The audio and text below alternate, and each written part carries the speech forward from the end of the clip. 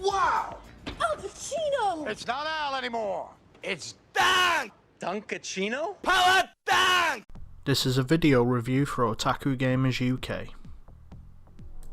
Today we're taking a look at Retromania Wrestling, developed by Retrosoft Studios, currently on Steam and due to drop on consoles such as Switch, Xbox and PlayStation 4 within the next coming weeks.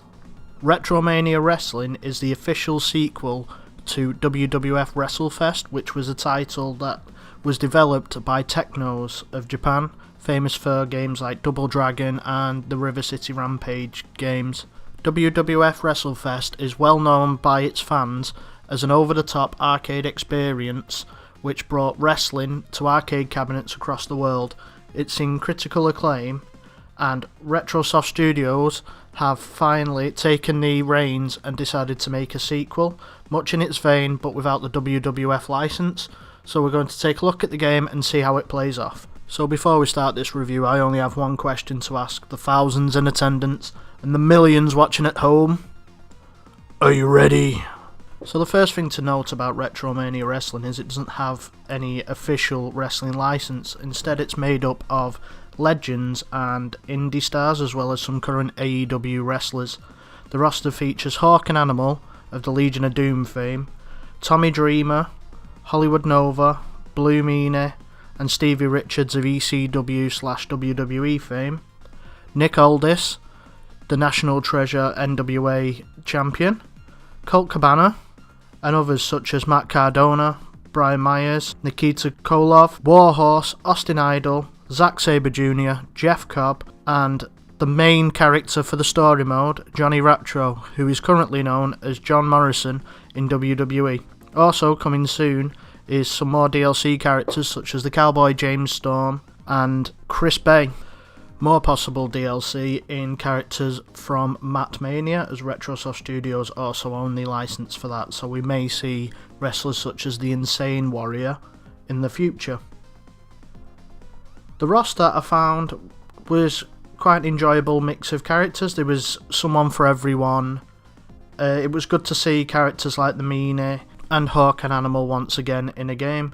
Also wrestlers such as Colt Cabana and my personal favourite Nick Aldis. It's fantastic to get them playable in a game, and it also offers a fantastic range of indie wrestlers as well, such as indie darling Warhorse in all caps. So considering the game doesn't actually tie itself to any federation, I think the developers have done a fantastic job in creating a diverse and interesting roster. Graphically, Retromania Wrestling goes for a pixel style, making it look much like the SNES games or a wrestling game I presume most fans are very aware of, Fire Pro Wrestling. The arenas are all very diverse. Some are based off real arenas such as the NWA Power Arena and Tommy Dreamer's House of Hardcore. Then you also have some more interesting arenas like the Convention, which has a lot of cameos such as RG85 and other indie wrestlers who didn't quite make the cut just yet. And to top it all off, we have Hell, as imagined by the one and only Warhorse himself. The audio in Retromania Wrestling is fantastic. It features announcing and commentary by Ian Riccaboni. I apologise for the pronunciation, I always mess that up. There's also Joe Galley from NWA, he makes an appearance as well, and there's even a promo by the National Treasure Nick Aldis in the £10 of Gold mode. My only real bugbear with the audio is the background music that plays while you're in a match. From what I could tell, there was only one, possibly two tracks, and they're very similar, and after longer sessions of the game it does tend to grate. Aside from that though, the match sounds fantastic, voiceovers are brilliant, and it certainly brings Retromania to life. In terms of game modes, you have the standard versus, a story mode, a Royal Rumble mode, and the £10 of Gold mode. There are various options to tweak the graphics and gameplay, including a difficulty slider and a second burst of life slider, which can lengthen the time a match will go on. Match types are 1 vs 1, tag team, 3-man tag, 4-man tag, cage match, and of course the Rumble mode as mentioned. The difference between the modes are the £10 of gold is your standard arcade ladder, much like in WWF Wrestlefest, including a brilliant homage to the scene that plays out between matches, replacing Hulk Hogan with Hollywood Nova. This mode sees you take your favourite wrestler and try to win the £10 of gold from the national treasure Nick Aldis.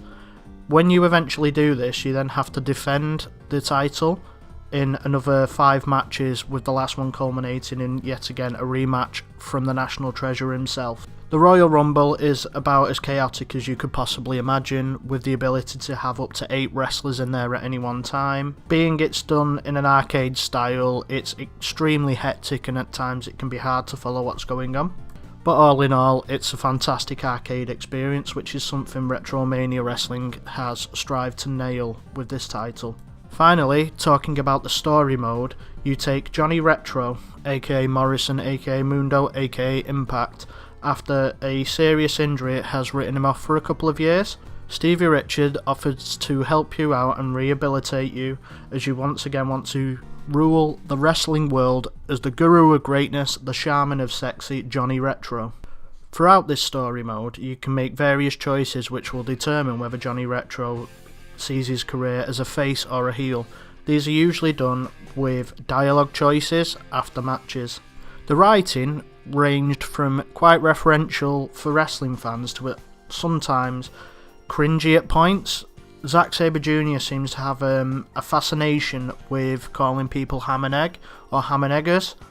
As a Brit myself, I've never heard the term used, but I'm sure someone out there will be able to enlighten me as to what that means. And the fact Dave Meltzer himself proclaims that he can get you booked in wrestling if you give him a 5-star match, of which in my career I give 2 according to the story, I found quite tongue-in-cheek, and it did get a laugh out of me actually. Now the only issue I found with the story mode was there was a large focus on tag matches, at least with my face run of the story mode.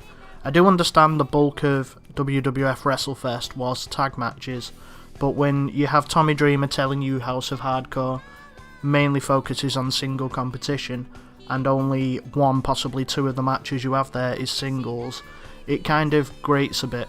But overall, I had fun. It wasn't the longest story mode, and it does unfortunately end on quite a cliffhanger. I'm not sure if that's DLC to come later, or Retrosoft are already looking into a sequel. Either way, beggars can't be choosy, as Retromania Wrestling offers an earthquake and typhoon amount of content compared to what WWF Wrestlefest. What Retrosoft Studios have done here is taken WWF Wrestlefest and made it a little bit more up to today's standards. The controls are simple to pick up, and a brief tutorial will show you what you're doing. Grapple, which a lot of people seem to be having issues with, involves pressing the right button just as the grapple connects. You start matches with weak grapples, and you've got a meter which will build up to give you weak, medium or heavy grapples. The moves all animated well, bar the kicks which seem to feel a bit stiff and was rarely used. Wrestlers also have signature moves which can be pulled off when the momentum meter allows it. Retromania Wrestling is an essential wrestling game for all arcade and wrestling fans, and I award it a 4 out of 5 stars on the Otaku Gamers UK scoring. Thank you to Retrosoft Studios for the review code. And remember, keep powering them dunks.